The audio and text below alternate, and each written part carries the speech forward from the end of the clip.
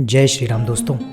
आज के वीडियो में हम बात करेंगे भगवान विष्णु के छठे अवतार के बारे में।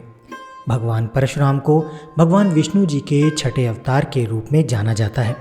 वैशाख मास के शुक्ल पक्ष की तृतीया को परशुराम जी का जन्म हुआ था, इसलिए इस दिन को परशुराम जयंती के रूप में मनाया जाता है। इस पावन दिन को अक्षय तृतीया भी कहते हैं। त्रेता युग में अक्षय तृतीया के दिन जन्म लेने के कारण परशुराम जी की शक्ति भी अक्षय थी। कहते हैं इस दिन किया गया दान पुण्य कभी क्षय नहीं होता। यही नहीं, भगवान परशुराम जी की गिनती महर्षि वेदव्यास, अश्वत्थामा, राजा बलि, हनुमान, विभीषण, कृपाचार्य, ऋषि मार्कंडेय सहित उन 8 चिरंजीवी या कहें कि उन 8 अमर लोगों में होती है जिन्हें कालांतर तक अमर माना जाता है। इन सभी 8 चिरंजीवी के बारे में हम भविष्य में किसी अन्य वीडियो पर चर्चा करेंगे। आज हम बात कर रहे हैं भगवान विष्णु के परशुराम अवतार की। रामायण, महाभारत, भगवत पुराण, कल्कि पुराण सहित कई ग्रंथों में भगवान परशुराम अवतार की कथा का वर्णन किया गया है। भगवान विष्णु के 10 अवतारों में छठा अवतार कहे जाने वाले भगवान परशुराम को विष्णु जी का आवेशा अवतार भी कहा जाता है। परशुराम जी को भगवान विष्णु व शिव का संयुक्त अवतार माना जाता है, क्योंकि शिव जी से उन्होंने संहार लिया तो विष्णु जी से उन्होंने पालक के गुण प्राप्त किए। आध्यात्म रामायण में बताया गया है कि राक्षसों ने क्षत्रिय का रूप धारण करके जन्म लिया और पृथ्वी पर अनाचार और अत्याचार करने लगे। ये देखकर भगवान विष्णु ने परशुराम का अवतार धारण किया और दुष्ट राक्षसों का कई बार संहार किया। कहा जाता है कि भगवान परशुराम ने पृथ्वी को 21 बार क्षत्रिय राक्षसों के भार से मुक्त किया। परशुराम अवतार का मुख्य उद्देश्य पृथ्वी से पाप का अंत करना है। साथ ही भगवान विष्णु के अंतिम अवतार कल्कि को शिक्षा प्रदान करना है। भगवान विष्णु की भूमिका को देखते हुए उनका जीवन काल कलयुग के अंत तक निर्धारित किया गया है। ब्राह्मण कुल में जन्मे भगवान परशुराम के पिता ब्राह्मण जमदग्नि तथा माता क्षत्रिय रेणुका थी, इसलिए परशुराम जी के अंदर ब्राह्मण और क्षत्रिय दोनों के गुण विद्यमान थे। बचपन में उनका नाम राम रखा गया था, लेकिन भगवान शिव से प्राप्त अस्त्र परशु कुल्हाड़ी के कारण उन्हें परशुराम के नाम से जाना जाने लगा। इनका जन्म स्थान मध्य प्रदेश के इंदौर में जनापाव नामक पहाड़ियों पर माना जाता है। पौराणिक कथाओं के अनुसार एक बार राजा सहस्त्रार्जुन अपने सैनिकों के साथ ऋषि जमदग्नि के आश्रम में गया, जहां उसका मन ऋषि की गाय कामधेनु पर आ गया और उसे साथ ले जाने का मन बना लिया। जमदग्नि के मना करने पर सहस्त्रार्जुन ने आश्रम तहस नहस कर दिया और गाय साथ लेकर चला गया। भगवान परशुराम को जब इस बात का पता चला तो वो क्रोधित हो उठे। उन्होंने सहस्त्रार्जुन का वध कर दिया और कामधेनु गाय को वापस ले आए। इसके बाद पिता ऋषि जमदग्नि के कहने पर परशुराम जी तीर्थ यात्रा पर चले गए। सहस्त्रार्जुन के पुत्रों ने अपने पिता का बदला लेने के लिए ऋषि जमदग्नि के आश्रम पर हमला कर दिया और जमदग्नि का वध कर दिया। जब परशुराम तीर्थ यात्रा से वापस लौटे तो उन्हें पिता की हत्या की खबर मिली, जिसके बाद उनका गुस्सा 7वें आसमान पर पहुंच गया। उन्होंने महेशमती नगरी पर आक्रमण कर उस पर अपना अधिकार कर लिया।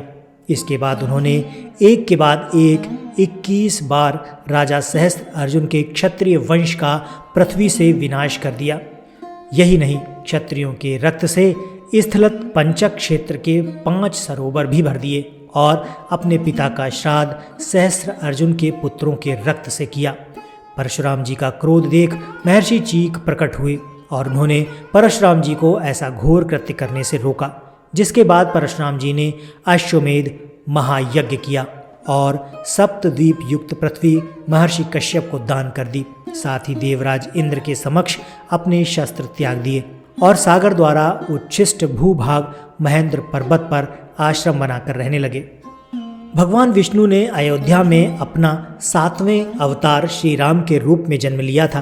प्रभु श्री राम एक बार अपने गुरु विश्वामित्र के साथ माता सीता के स्वयंवर में गए, जहां उन्होंने शिव धनुष को तोड़ दिया। धनुष के टूटने की गर्जना तीनों लोकों में फैल गई। महेंद्रगिरी पर्वत पर तपस्या कर रहे भगवान परशुराम को जब धनुष टूटने की जानकारी हुई तो वो श्री राम का पराक्रम देखने अयोध्या पहुँचे, जहाँ उन्होंने श्री राम जी की परीक्षा लेने के लिए उन्हें क्षत्रिय संहारक दिव्य धनुष की प्रत्यंचा चढ़ाने के लिए कहा। प्रत्यंचा चढ़ा लेने के बाद उन्होंने धनुष पर एक दिव्य बाण चढ़ाकर दिखाने को कहा। श्री राम जी ने बाण चढ़ाकर परशुराम जी के तेज पर छोड़ दिया। बाण परशुराम जी की तेज को छीनकर पुनः श्री राम जी के पास लौट आया। प्रभु श्री राम ने परशुराम जी को दिव्य दृष्टि दी, जिससे उन्होंने श्री राम के यथार्थ स्वरूप के दर्शन किए। इस घटना के बाद परशुराम जी करीब 1 वर्ष तक लज्जित, तेजहीन व अभिमान शून्य होकर तपस्या करते रहे, जिसके बाद पितरों से प्रेरणा पाकर उन्होंने वधूसर नाम की नदी के तीर्थ पर स्नान करके अपना तेज पुनः प्राप्त किया। धार्मिक ग्रंथों के अनुसार भगवान परशुराम को राम जामदग्न्याय, राम भार्गव व वीर राम भी कहा जाता है। कहते हैं भगवान परशुराम अभी भी पृथ्वी पर मौजूद है, इसीलिए भगवान राम व श्री कृष्ण के विपरीत भगवान परशुराम की पूजा नहीं की जाती। हालांकि दक्षिण भारत में उडुपी के पास पज्जिका के पवित्र स्थान पर एक बहुत बड़ा मंदिर है जो भगवान परशुराम को समर्पित है। पौराणिक कथाओं की माने तो भगवान परशुराम का कर्तव्य अभी तक पूर्ण नहीं हुआ है। वे भगवान विष्णु के छठे अवतार हैं, जबकि इस कल्प में भगवान विष्णु को कुल 10 अवतार लेने हैं। भगवान परशुराम का कर्तव्य सिर्फ अपने समयकाल तक ही नहीं था, बल्कि उनकी भूमिका भगवान विष्णु के अंतिम अवतार कल्कि भगवान को शिक्षा देने व अस्त्र शस्त्र चलाने की विद्या देने से होगी। भगवान कल्कि को संपूर्ण ज्ञान देने के बाद भगवान परशुराम का कर्तव्य पूरा माना जाएगा, जिसके बाद वे मृत्युलोक छोड़कर अपने लोक वापस जा पाएंगे। परशुराम भगवान के साथ ही अन्य 7 चिरंजीवी भी होंगे जो भगवान कल्कि के 10वें अवतार में उनकी सहायता करेंगे और उनकी सहायता के साथ ही कली को पराजित किया जा सकेगा। दोस्तों, ये चिरंजीवी की बात हम किसी अन्य वीडियो में कहेंगे। आज के वीडियो में इतना ही। तो दोस्तों, यही थी भगवान परशुराम के छठे अवतार की कथा, भगवान विष्णु के छठे अवतार की कथा। ये कथा आपको कैसी लगी कमेंट करके ज़रूर बताइएगा। वीडियो पसंद आया है तो इसे लाइक करके चैनल को सब्सक्राइब कर दीजिएगा।